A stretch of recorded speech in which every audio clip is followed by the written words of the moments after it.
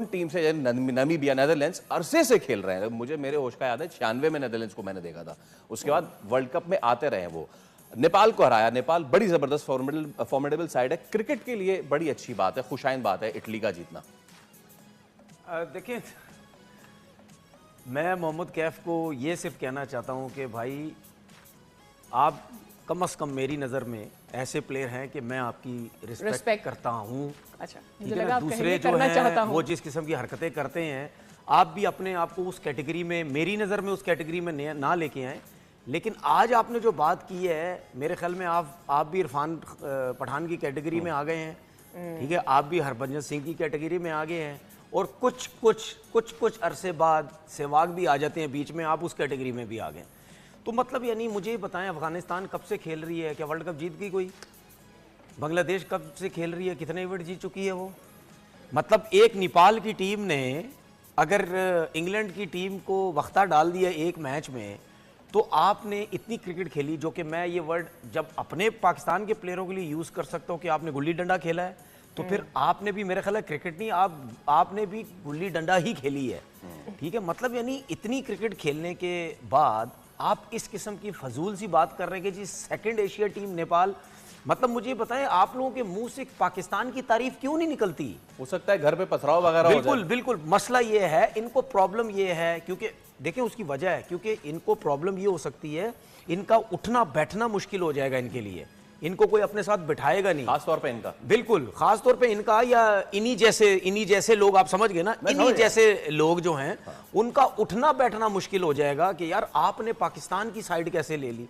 ओ भाई मेरे, हम सुबह दोपहर शाम इंडिया की तारीफ करते हैं कि इंडिया से बेस्ट टीम एशिया में नहीं, वर्ल्ड क्रिकेट में नहीं है। हम तो खुले अल्फाजों में बोलते हैं यार आपके प्लेयर अच्छे हैं, आपकी टीम बहुत अच्छी है, परफॉर्मेंस अच्छी है। हम तो यहां भी मानते हैं भाई आपने हमें बहुत हरा दिया है, कोई मुकाबला ही नहीं, हम तो यहां तक कहते हैं।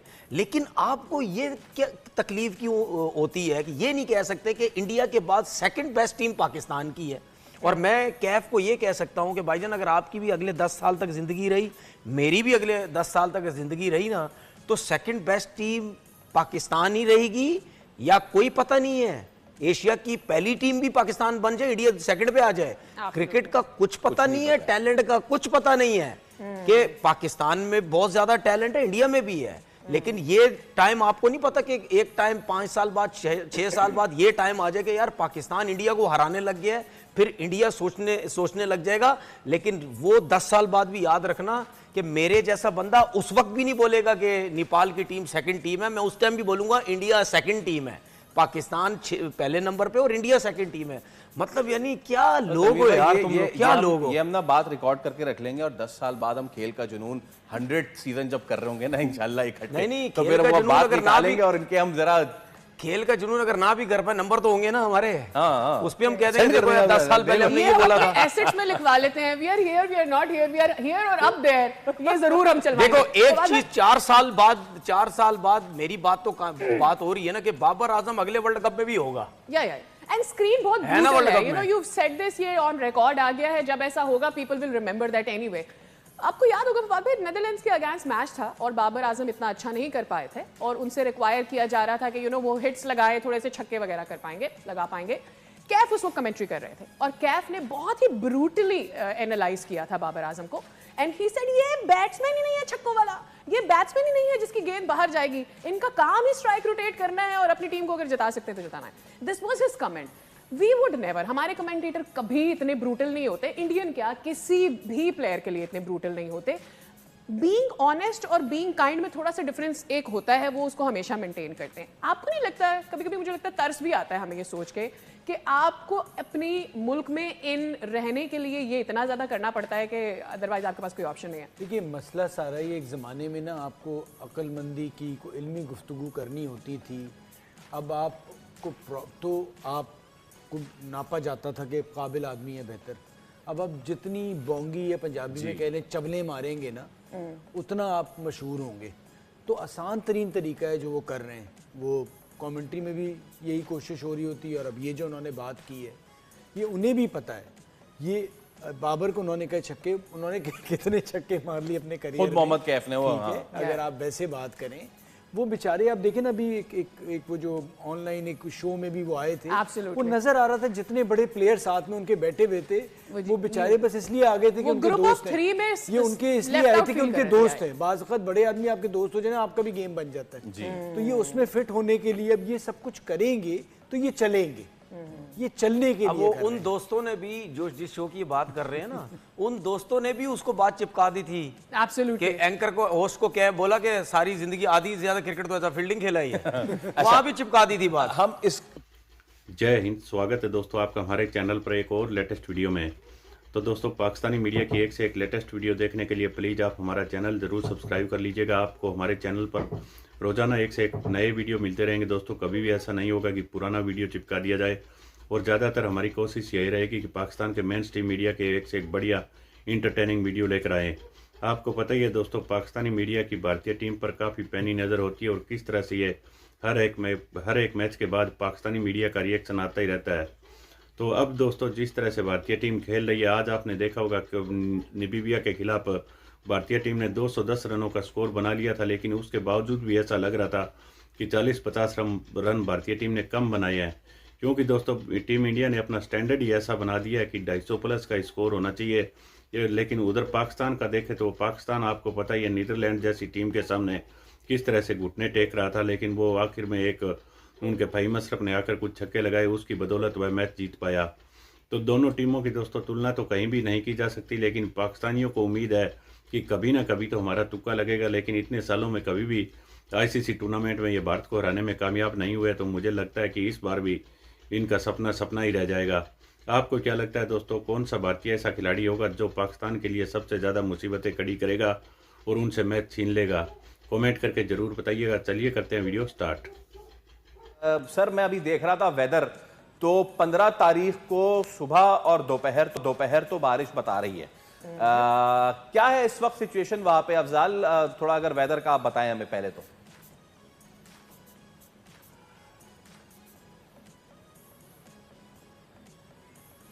ठीक है, अफजाल से करने की कोशिश करते हैं। मीनवाइल क्या हमारी प्रोडक्शन टीम बता सकते हैं, अगर हमारे पास राजीव शुक्ला साहब आ चुके हैं, because I really want to discuss him, कि कैसे वो टेम्परेचर उनका नीचे आ रहा है। He was one of the people जो कि बोल रहे थे कि बांग्लादेश के पूरे मामले में हमारा क्या लेना देना, हम क्यों इंटरफेयर करें। फिर वो यहाँ आए कि अच्छा जी आईसीसी का इनिशिएटिव अच्छा था, द वे ही एक्सेप्टेड कि ये आईसीसी ही था जो पाकिस्तान आया, पाकिस्तान को मनाया, and from there until here वो यहाँ तक कैसे पहुंचे, व्हाट डिड ही से, पहले वो सुनवाते आप। अब आप बताओ, जब युद्ध हुआ, किसी एक देश ने, छोटे मोटे देश ने हमारे सपोर्ट में बयान दिया? पाकिस्तान के सपोर्ट में चीन खड़ा है, अमेरिका उसके जनरल को बुला के लंच करा रहा है, और टर्की जो है ड्रोन दे रही है, सऊदी अरबिया डिफेंस डील कर रहा है, अजरबैजान उनके साथ। हमारे साथ कौन है? एक आदमी भी ना, पड़ोसी न कोई। तो ये कौन से गुरु की बात हो रही है? जो शिष्यहीन गुरु कौन है ऐसा जिसका शिष्य नहीं, चेले ही नहीं, गुरु खाली है? मुझे वो गाना याद आ रहा है, I am so lonely, I am so lonely. Fawad भाई को भी कोई गाना याद आ गया? सुनाइए। इस वक्त तो बेचारे बदकिस्मती से मोदी साहब ये भी नहीं कह सकते मेरे साथ माँ है, मेरे साथ कोई भी नहीं है। क्योंकि प्रॉब्लम सारी ये है कि जो हालात हो गए हैं, जो मैं आपसे पहले बात कर रहा था, ये ऑपोजिशन में है। जी, ये भी वेट कर रहे थे। और हम ये पैरेलल ड्रॉ कर रहे थे सर, कि अभी कल परसों उनका बयान था कि जो किया आईसीसी ने किया, और आज अपनी संसद में गए तो हो गया। फाद भाई कंटिन्यू करेंगे इस पर। अफजाल अगेन हमारे साथ मौजूद। अफजाल, आपको हमारी आवाज आ रही तो जरा बताएं इस वक्त वेदर की क्या सिचुएशन है, आगे 2-3 दिन क्या प्रेडिक्शन है? जी बिल्कुल फैसल, जो कोलंबो का वेदर है वो बहुत ज्यादा अनप्रिडिक्टेबल है, और आज भी शाम 6 बजे से जो है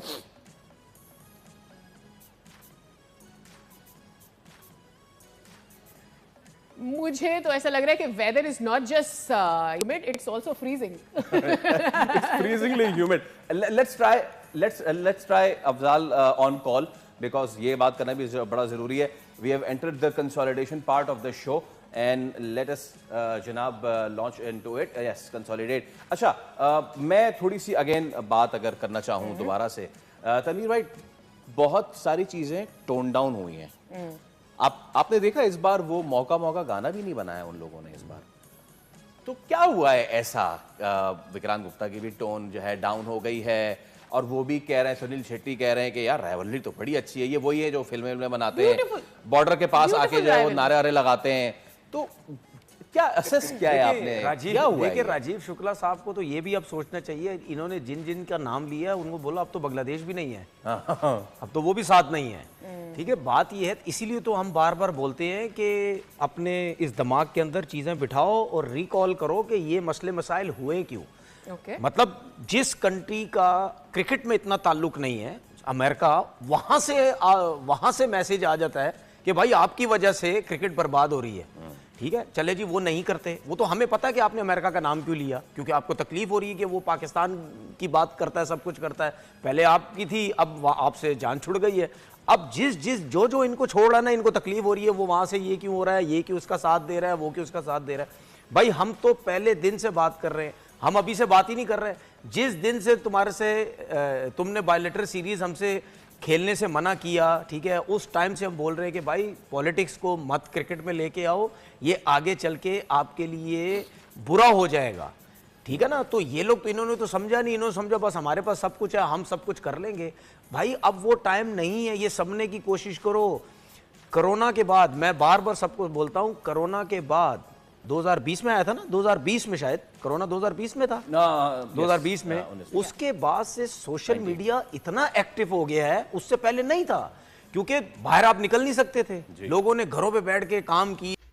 तो दोस्तों उम्मीद करता हूँ आपको वीडियो काफ़ी अच्छी पसंद आई होगी। हम आपके लिए इसी तरीके की पाकिस्तानी मीडिया की रोज़ाना एक से एक लेटेस्ट वीडियो लेकर आते रहेंगे। और दोस्तों आपने देखा होगा, खासकर अब जो पाकिस्तान ने बॉयकॉट वाला जितना भी मामला उछालने की कोशिश की थी, लेकिन उसके बाद किस तरह से इन्होंने आईसीसी के सामने सरेंडर किया है, जो खुद को आए दिन एटमी मुल्क बताते हैं और कहते हैं कि बराबरी की सतह पर बात करेंगे। जिस तरह इन्होंने, आपने देखा होगा, मांगे रखी थी कि हमारा फंड भी बढ़ा दिया जाए और हमें भारत के साथ बायलैटरल सीरीज भी मिलनी चाहिए और हमारे साथ हैंडशेक भी करना चाहिए, लेकिन इनमें से कोई भी मांग नहीं मानी। उसके बावजूद भी 15 फरवरी को भारत और पाकिस्तान का मुकाबला होने जा रहा है और उस मुकाबले में भी दोस्तों सबसे पहले एक से एक बढ़िया एंटरटेनिंग क्लिप आपको हमारे ही चैनल पर देखने को मिलेगी, चाहे डिजिटल एलिमेंट्स HD हो, digital elements India, digital elements तीनों पर। और दोस्तों आपने देखा होगा, मैच से पहले ही काफ़ी सारे खिलाड़ी, आज जैसे कि ईशान किशन ने अच्छी पारी खेली है, तो पहले ही जो कोई पारी खेली थी तो उसका वीडियो क्लिप कहीं से उठाकर उसको थोड़ा बहुत दोस्तों एडिट करके मैच से पहले ही चिपका दिया जाता है। वैसा आपको हमारे चैनल पर हरगिज नहीं देखने को मिलेगा। हम आपके लिए इस पूरे आईसीसी टूर्नामेंट में ज़्यादा से ज़्यादा जो दोस्तों पाकिस्तानी मेन स्ट्रीम मीडिया में जिस तरह के शो होते हैं, उनसे एक बढ़िया से बढ़िया इंटरटेनिंग क्लिप लेकर आते रहेंगे। तो प्लीज़ आप हमारे चैनल को ज़रूर सब्सक्राइब कर लीजिएगा और वीडियो को लाइक कर दीजिएगा और वीडियो को हाइप भी कीजिएगा। और दोस्तों कौन सा भारतीय खिलाड़ी ऐसा है कि जो पाकिस्तान के खिलाफ सबसे अच्छा प्रदर्शन करने वाला है, उसका नाम भी मेंशन कीजिएगा। और जो पाकिस्तान ने एक इस उस्मान तारिक का जितना हुआ क्रिएट किया हुआ है, तो इसकी दोस्तों सबसे ज़्यादा कौन सा बल्लेबाज इस तरह का है जो कि भारतीय स्पिन खेलने में माहिर है और उस्मान तारिक को सबसे अच्छा हैंडल करने में कामयाब होगा, हमें कमेंट करके ज़रूर बताइएगा। मिलते हैं एक और नई वीडियो में, तब तक जय हिंद, वंदे मातरम।